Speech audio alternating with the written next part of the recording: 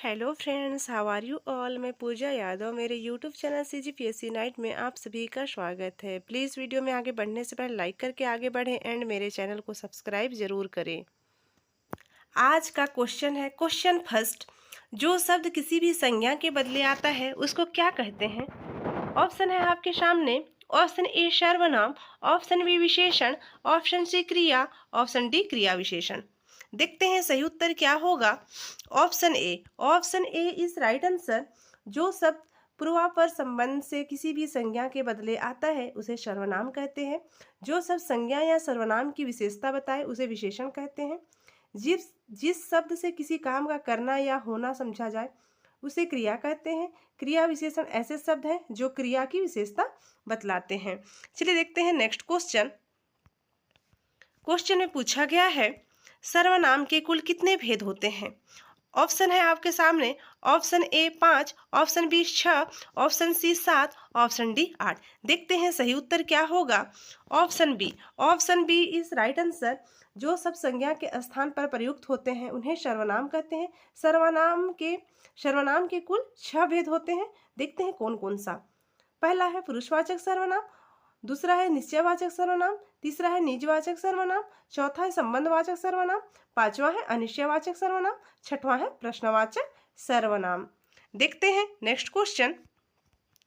Question में पूछा गया है, हिंदी में कुल कितने सर्वनाम हैं? Option A 9, option B 10, option C 11, option D 12। देखते हैं सही उत्तर क्या होगा। Option C, option C is right answer.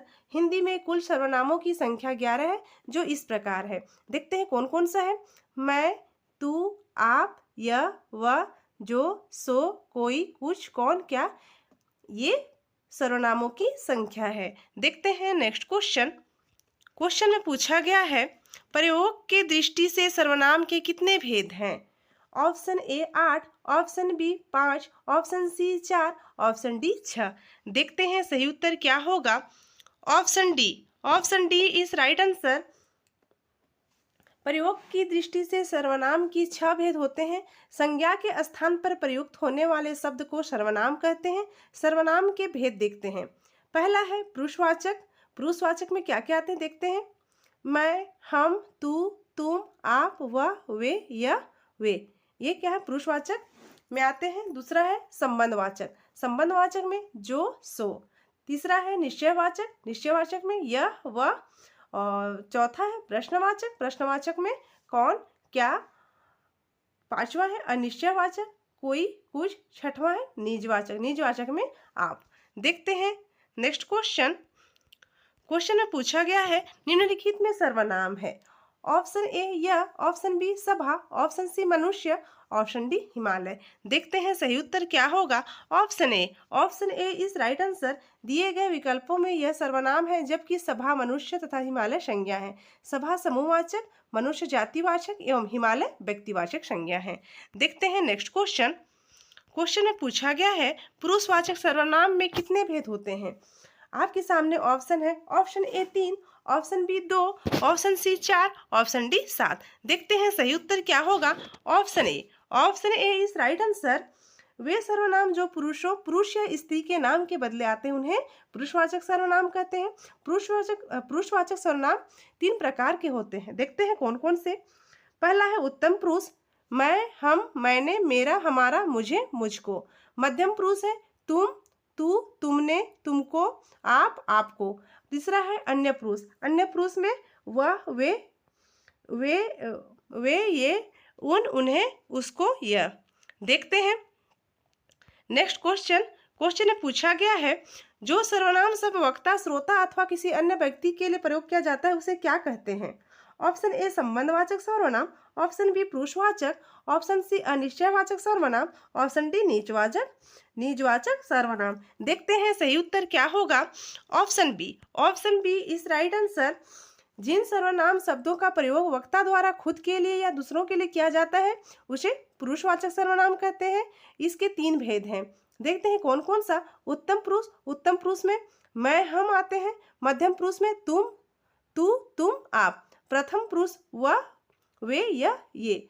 जहाँ उत्तम पुरुष वक्ता के लिए या मध्यम पुरुष श्रोता के लिए प्रयुक्त होता है, वही प्रथम पुरुष तीसरे पक्ष के लिए प्रयोग किया जाता है। नेक्स्ट क्वेश्चन देखते हैं। क्वेश्चन में पूछा गया है, वे भ्रष्टाचार के प्रबल विरोधी थे, वाक्य सर्वनाम का कौन सा प्रकार है? ऑप्शन ए संबंधवाचक, ऑप्शन सी निजवाचक, ऑप्शन बी निश्चयवाचक, ऑप्शन डी पुरुषवाचक। देखते हैं सही उत्तर क्या होगा। Option D, option D is right answer. जिन सर्वनाम शब्दों का प्रयोग वक्ता द्वारा खुद के लिए या दूसरों के लिए किया जाता है उसे पुरुषवाचक सर्वनाम कहते हैं। जैसे मैं, हम वक्ता द्वारा खुद के लिए, तुम, आप, यह, वह, ये, वे किसी और के बारे में बात करने के लिए आदि। वाक्य वे भ्रष्टाचार के प्रबल विरोधी थे, किसी तीसरे व्यक्ति की बात हो रही है, अतः ये सब पुरुषवाचक की श्रेणी में आते हैं। देखते हैं नेक्स्ट क्वेश्चन। क्वेश्चन में पूछा गया है, मुझे किस प्रकार का सर्वनाम है? ऑप्शन ए उत्तम पुरुष, ऑप्शन बी मध्यम पुरुष, ऑप्शन सी अन्य पुरुष, डी इनमें से कोई नहीं। देखते हैं सही उत्तर क्या होगा। Option A, option A is right answer. बोलने वाले वक्ता को उत्तम पुरुष कहा जाता है। जैसे मैं, हम, परंतु सर्वनाम के कारकों की विभक्तियां लगाने से इसके रूप में विकृति आ जाती है। जैसे मैं, मुझे, मेरा, मुझसे, मुझको आदि, अतः मुझे उत्तम पुरुष सर्वनाम है। देखते हैं नेक्स्ट क्वेश्चन।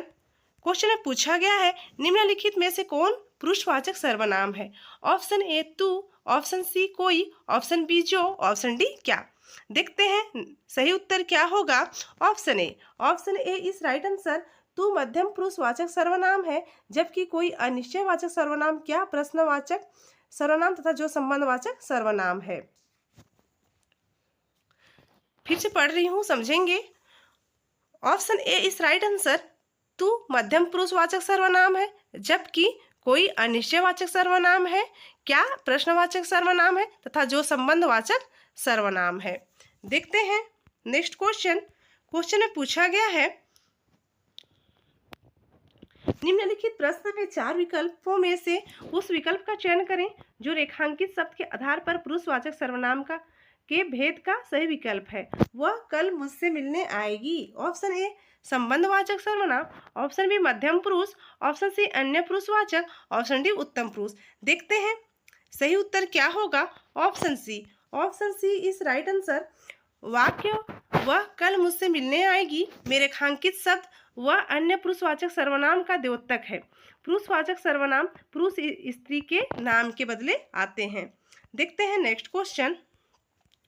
क्वेश्चन में पूछा गया है, आप भला तो जग भला वाक्य में रेखांकित शब्द कौन सा सर्वनाम है? ऑप्शन ए पुरुषवाचक, ऑप्शन सी निश्चयवाचक, ऑप्शन बी निजवाचक, ऑप्शन डी अनिश्चयवाचक।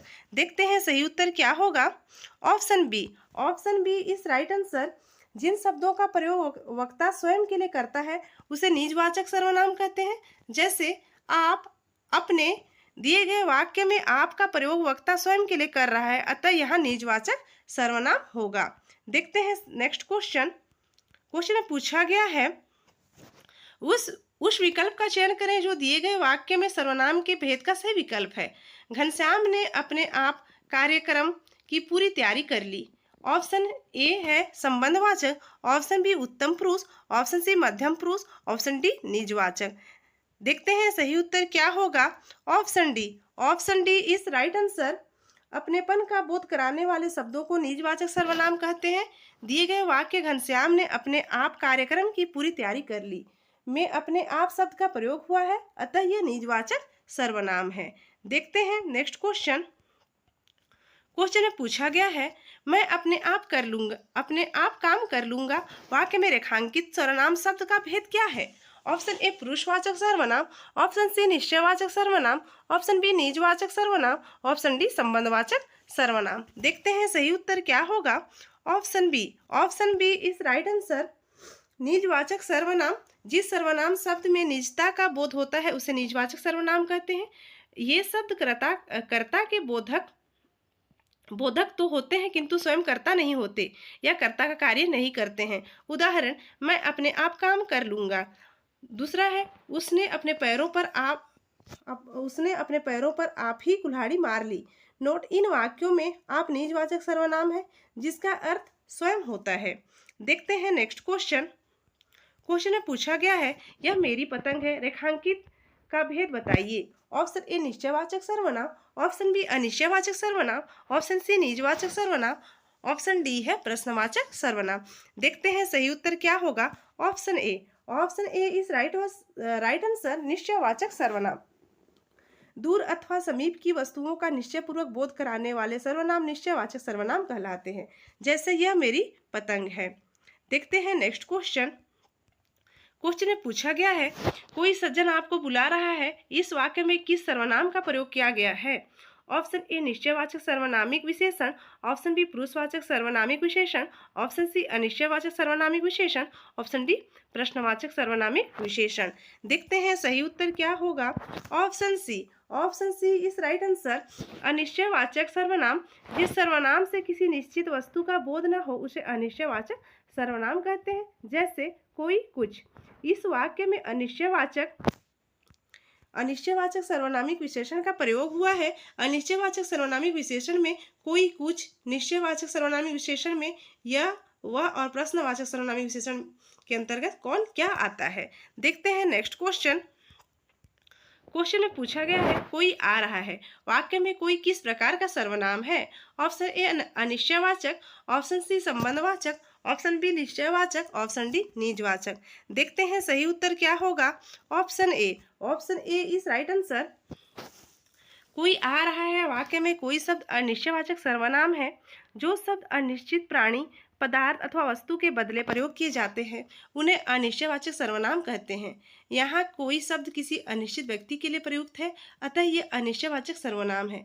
कुछ एवं कोई अनिश्चयवाचक सर्वनाम है। देखते हैं नेक्स्ट क्वेश्चन। क्वेश्चन में पूछा गया है जो करेगा सो भरेगा रेखांकित शब्द क्या है।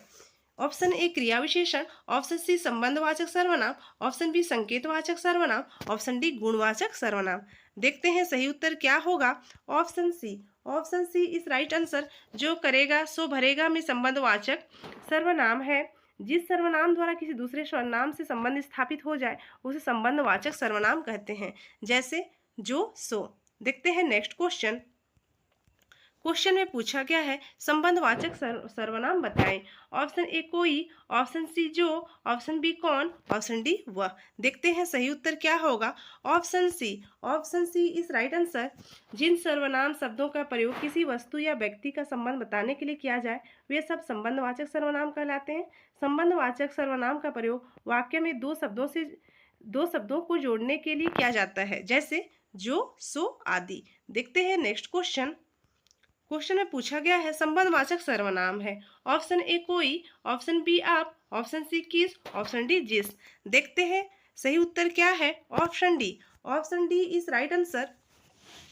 जिस सब संबंधवाचक सर्वनाम में आता है, जिस सर्वनाम से वाक्य में किसी दूसरे सर्वनाम से संबंध स्थापित किया जाए उसे संबंधवाचक सर्वनाम कहते हैं।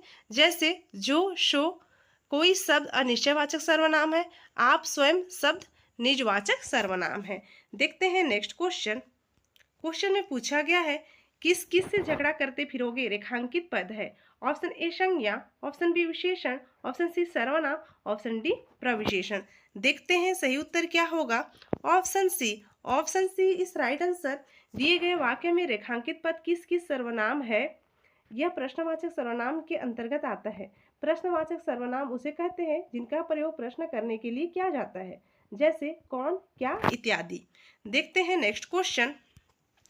क्वेश्चन में पूछा गया है निम्न में प्रश्नवाचक कौन सा है। ऑप्शन ए जो, ऑप्शन बी सो, ऑप्शन सी कोई, ऑप्शन डी कौन। देखते हैं सही उत्तर क्या होगा। Option D, option D is right answer.